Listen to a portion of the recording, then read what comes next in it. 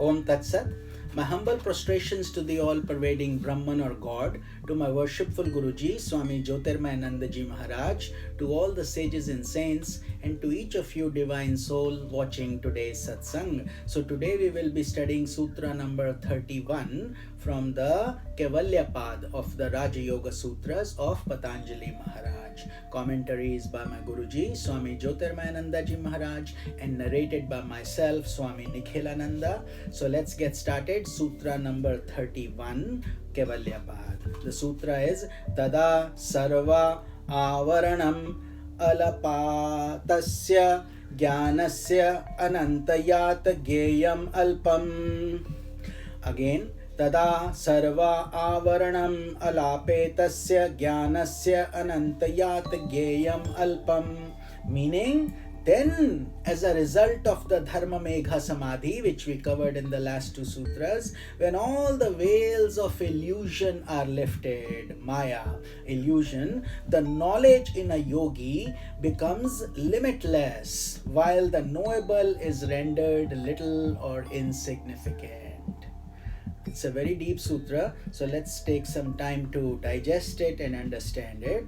As long as a yogi has not experienced intuitional knowledge or viveka khyati, his knowledge is conditioned by a vidya or ignorance. So the first step for him to take a big giant leap towards liberation is viveka khyati or pragya or intuitional realization. That has to happen, and it does happen for serious yogis who are regularly following this process. So for the rest of us, we are making progress, but that film of avidya, that layer of ignorance, is still blocking our entry into the realm of liberation. So we have to break open that little film or layer of avidya.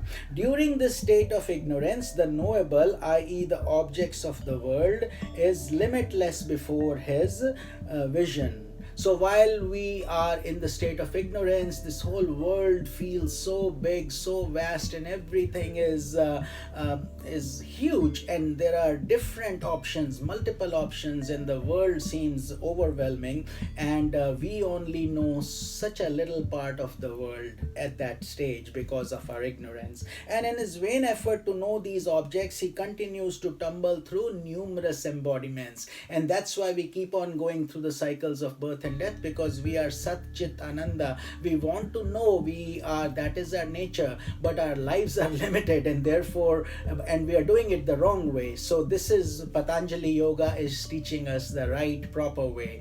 Like when you have to test the rice, you don't test every single rice, you just test one to see if it's ready or not, right? If it's boiled. And then, so this is what we have to do. We don't have to test every single piece in object in the world to know how they behave, what they do. We just have to go within our own body, which has all these things. So that is the key here. Yoga Vasishtha tells a parable about three princes, the sons of a great king, who decided to measure the extent of the universe. So they practiced intense austerity with the desire of gaining the possibility to travel at immense speeds in order to be able to reach the utmost limits of the universe. So as a result of their austerity, they were granted a speed that was greater than anything conceivable in this world. So almost like the speed of mind. Then with their immense speed, they began to roam through creation.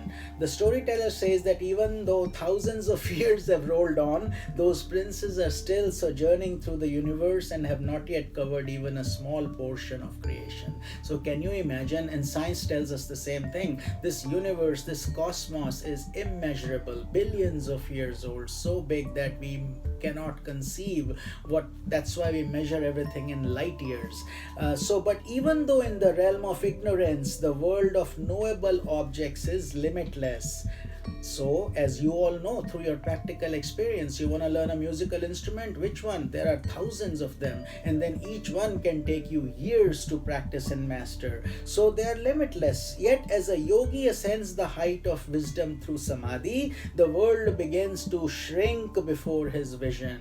So think of this experience like your plane ride.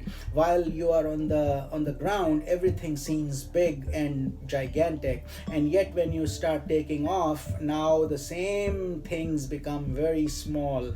Even the mountains look like little matchboxes once you are high up in the air. So that's how a yogi feels when he has achieved Vivek Khyati. He becomes very small, high on a mountain, and then he sees everything, and those things become kind of insignificant. So things that he was rushing to learn are now as if intuitively given to him, and he sees the wisdom coming to him.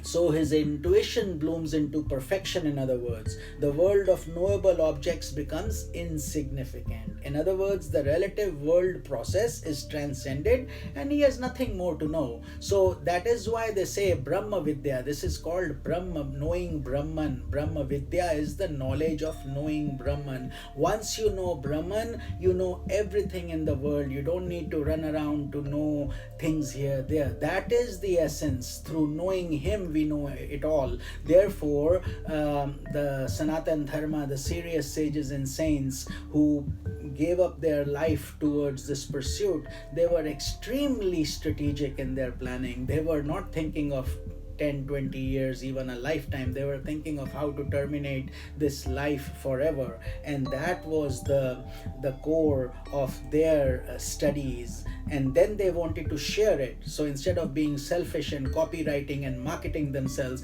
they didn't do that. They wanted to give this knowledge freely to everybody, because Brahman is universal. It is created for all of us to enjoy. So once they learned something, they wanted to share it. So this is the beauty of the Sanatana Dharma and the wisdom of the yoga. In other words, the relative world process is transcended and he has nothing more to know.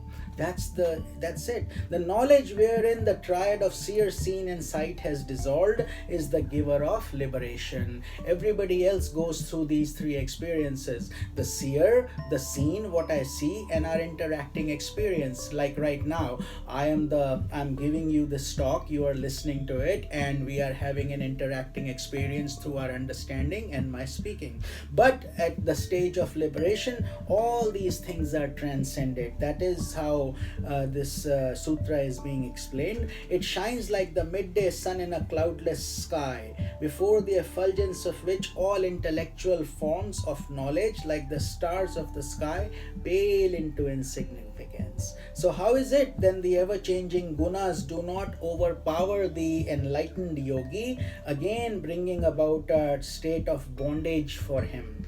This is explained in the following sutra. So we will cover that in sutra number 32 tomorrow. I hope you're enjoying these deep sutras, the mystical meanings along with it. I'm trying to share my knowledge of what I know, in addition to our Guru's beautiful commentaries on these deep scriptures. And we are almost getting close to the end of this book, this holy scripture called Yoga Vasishtha. This is Raja Yoga Sutras of Patanjali, and we will continue sutra number 32 tomorrow. This is Swami Nikhilananda. Om Tat Sat.